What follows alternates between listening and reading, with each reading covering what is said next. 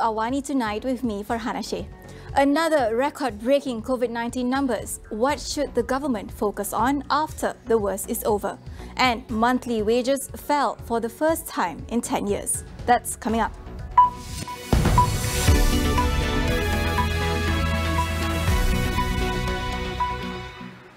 Malaysia hits record-high COVID-19 cases again with 11,618 cases in the past 24 hours. This was the second consecutive day the country saw over 11,000 cases. Selangor accounts for most of the daily reported cases with a total of 5,015 cases. This is followed by Kuala Lumpur with 1,749 and Negeri Sembilan 1,537 cases. Meanwhile, number of deaths due to COVID-19 also stays above the 100 mark with 118 new deaths recorded in the past 24 hours. COVID-19 cases continues to rise as the government claims that more targeted screening are being implemented. The Health Ministry, on the other hand, expects the number to stabilize and even decline within the next couple of weeks. Where does that put the country in its management of the pandemic so far? How do we move forward when the worst is over? Public health specialist Dr. Muhammad Farhan Rusli shares his insights. So when you talk about moving towards a mitigation phase where you are shifting towards an endemic, where you're saying that COVID is always going to be with us, that it's not going to go away, so definitely you need to have a set threshold that you're trying to aim for. Is 1,000 cases a day something that you can live with? Is it 100 cases a day? Is it 10 cases a day? So we have to establish this connection first into what is actually our acceptable threshold. So if he says that the cases will plateau in the coming weeks, where is it going to plateau? Is it 10,000? So are we going to be reporting 10,000 cases a day for the next 3-4 months? Well, this is something that is very debatable. So definitely the numbers must be shown first before you can actually say that the cases are going to stabilize. As the emergency ordinance nears its end, Dr. Farhan stressed the importance of government proactive action in managing the pandemic and reducing the strain on the healthcare system. What people are angry about is, what do you use the time when you actually ask for an emergency ordinance? Same goes for MCO. When you ask for an MCO, when you go for a PKPD, what do you utilize the time that you have asked for? What have you done during the first day of PKPD? What have you done during the 14th day of PKPD? When you ask for your emergency ordinance, what did you do in the first month? What have you done in the 6 months? Has there been any improvement? Have you changed any legislation that actually led to improvement of actually managing COVID-19 cases? You don't put the pressure on the people on the ground to choose who gets to live or who gets to die, but you give equal chance, equality to everyone who actually gets infected with COVID, a chance to fight and survive. And this is what emergency ordinances are meant to be used for. And because this is a health emergency, it should be used to actually gain health, right? But what we see is the deterioration of the healthcare system. So definitely whatever has been granted to the powers that be has never been utilized to its maximum potential. And that is the saddest out of all. The whole country is expected to move from Phase 1 of the National Recovery Plan to Phase 2 as early as the start of August. Deputy Prime Minister Datuk Seri Ismail Sabri Yaakob said this is possible as nearly 10% of the country's total population have been fully vaccinated against COVID-19. As of today, states and territories that have already entered Phase 2 of the NRP include Perlis, Perak, Kelantan, Pahang, Penang, Sabah and Sarawak. The indicators that allow for a state to enter Phase 2 of the NRP are daily COVID cases average of below 4,000, a capacity of ICU beds at a moderate level, and 10% of the population fully vaccinated. Meanwhile, members of the cabinet have unanimously expressed their support for the leadership of Tan Sri Muhyiddin Yassin as the Prime Minister.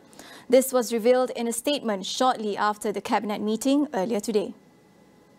It is stated that the decision by the government is made collectively after taking into account the views of all parties. The statement also mentions that the government's priority for now is to make the National Recovery Plan a success and to bring the country out of the COVID-19 pandemic.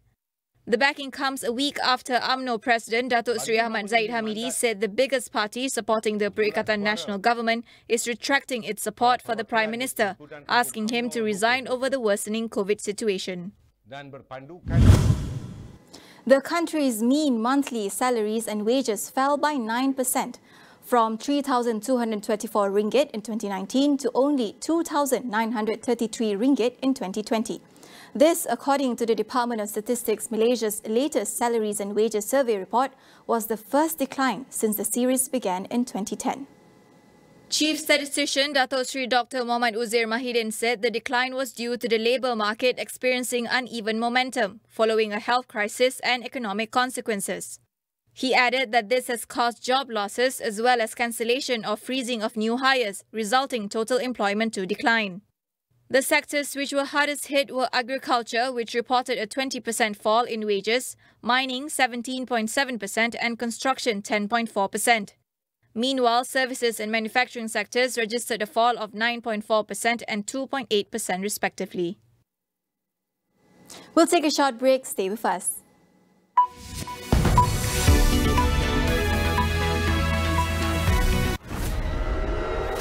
It's Godzilla.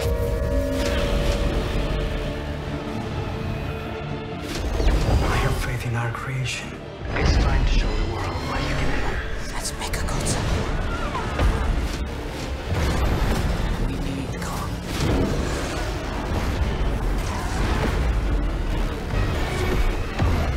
Godzilla vs. Kong. Sewa dan stream on demand atau sila ke saluran 481. Untuk semua pelanggan Astro, nikmati tontonan komplimentari untuk kesemua saluran tertera sehingga 14 Julai. You're looking particularly beautiful tonight. Juga terdapat di Astro Go. Let's move it! Yeah, was fun. Hiburan setiap masa untuk anda sekeluarga.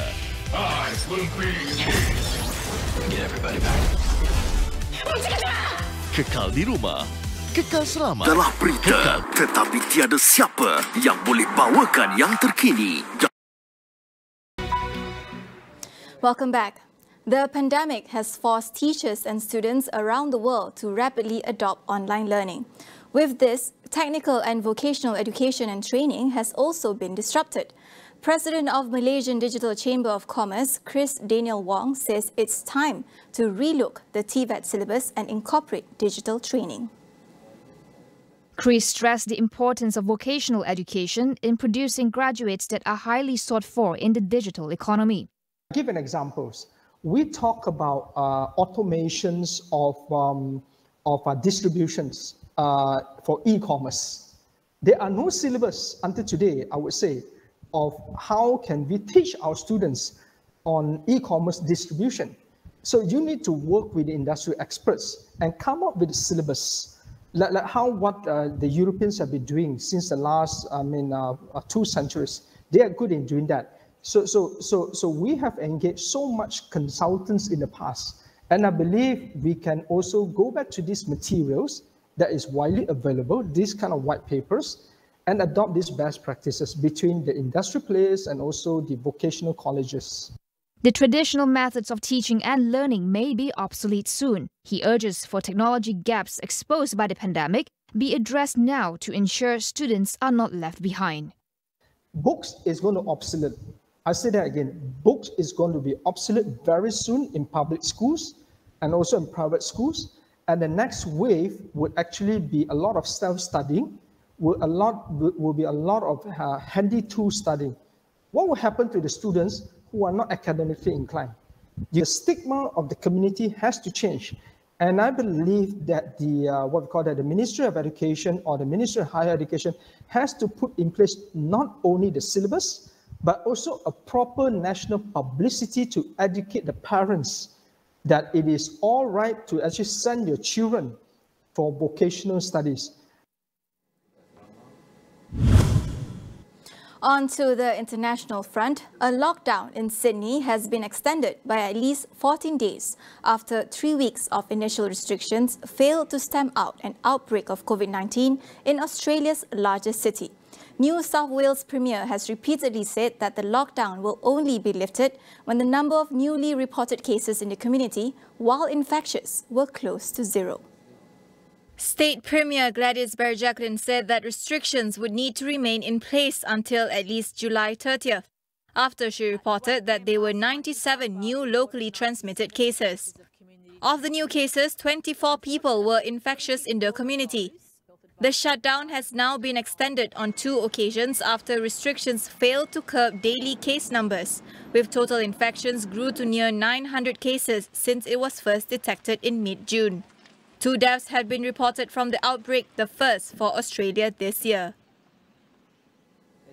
A series of more than 22 earthquakes struck the east coast of Taiwan within 2 hours this morning.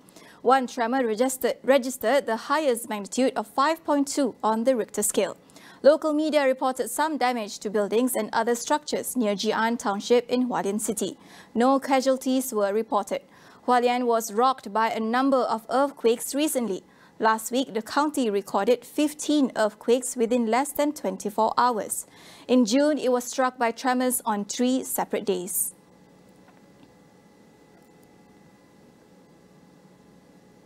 Soldiers and police were struggling to restore order in parts of South Africa as the number of people killed rose to at least 72. The country is seeing the worst violence in years. Protests erupted last week following the jailing of former President Jacob Zuma. Protesters and looters have set malls ablaze and clashed with police, who have fired back with rubber bullets and are now overwhelmed that the military has been brought in to back them up. South African police said they had identified 12 people suspected of provoking the riots and that over 1,200 people had been arrested. President Cyril Ramaphosa has called it some of the worst violence witnessed in South Africa since the 1990s, before the end of the apartheid. Ministers have warned that if looting continues, there is a risk areas could run out of basic food supplies soon, but have ruled out declaring a state of emergency. Demonstrators in Myanmar are now resorting to flash mobs to protest the junta. These quick marches have replaced the all-day mass demonstrations against the military takeover due to the deadly response of security forces.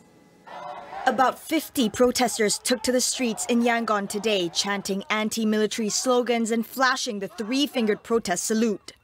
Smoke bombs were used to provide a colorful atmosphere as they marched on the street before quickly dispersing afterward. Activist groups say over 900 people have been killed since the military takeover in February. Meanwhile, U.S. Secretary of State Antony Blinken, in a meeting with top ASEAN diplomats, expressed deep concerns about the situation in Myanmar. He urged the group to take immediate action to end violence and restore democracy in the country. ASEAN has been leading the main diplomatic effort on Myanmar since the junta seized power. After a 24-year hunt, a man in China has finally reunited with his son who was abducted at 2 years old. The father burned through his savings and was left with massive debt during his years of searching, but he refused to give up. It was an emotional scene as 51-year-old Guo Gangtang embraced his son, who was abducted in front of his home in Shandong province in eastern China in 1997.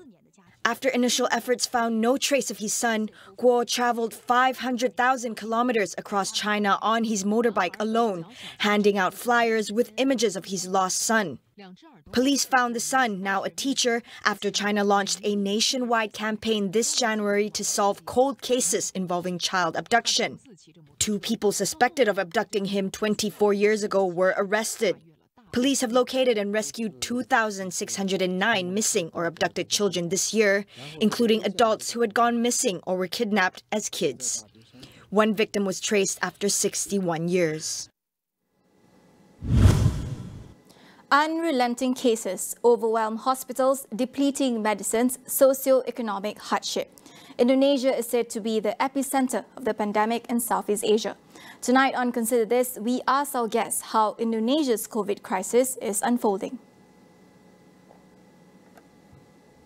That is all we have for you on AWANI tonight. Get the latest news update on COVID-19 and COVID-19 vaccines from astroawani.com and Astro AWANI app.